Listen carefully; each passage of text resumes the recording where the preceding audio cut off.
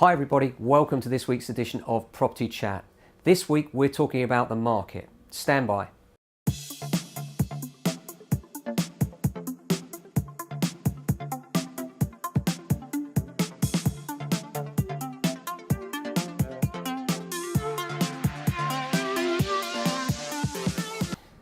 So, a lot of people are worried about the market. Some people are very anxious. What's going on with Brexit and everything else? And this week's video, I just wanted to talk to you about where we see the market right now.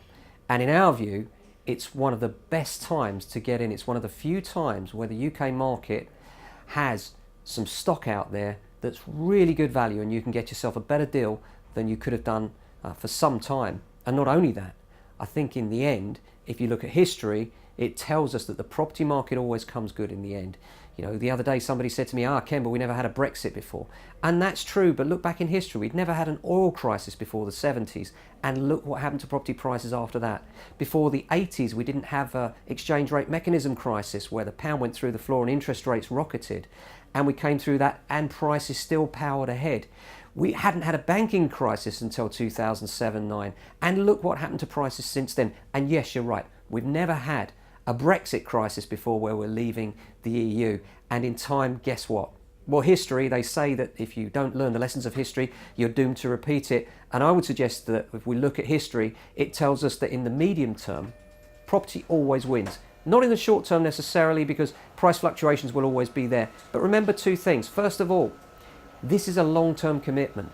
This is not something you're going to buy to sell in 6 months' time. So short-term price fluctuations don't really matter that much, provided you've got yourself a good deal in the first place. What matters is long-term, am I doing the right thing? Well, let's look at those questions. Number one question, what would I be doing if I wasn't buying? Answer, renting. If you look at the cost of renting versus the cost of buying, then there alone, buying wins in terms of if you can afford the deposit, which I appreciate is a big hit for most of us. But if you can afford that deposit and you can get on the ladder, then your payments will be significantly less than rent. Certainly here in London, that's what we find. And then the second thing is, if you do buy, you've got that stability. With rents these days, especially with new government legislation being anti-landlord, what we're finding is some landlords are selling up. Well, if you're a tenant, you only ever have a maximum of 6 months before a landlord can serve notice on you and decide to sell the property. So from a stability point of view, if you want that stability, knowing where you are and that you can stay where you are, then buying is the ideal option. And finally, if you then weigh the long-term trends against what's happened in the past, what you'll find is that it will provide you with a large deposit to then move on to your next purchase, and you can upgrade later on, as most of us do, as the market improves.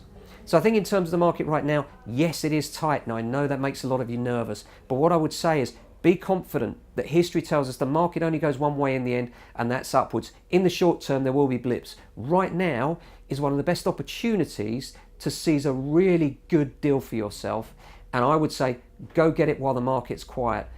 Hope you've enjoyed this week's video. Please like and share with your friends. We'll see you again next week. For now, goodbye.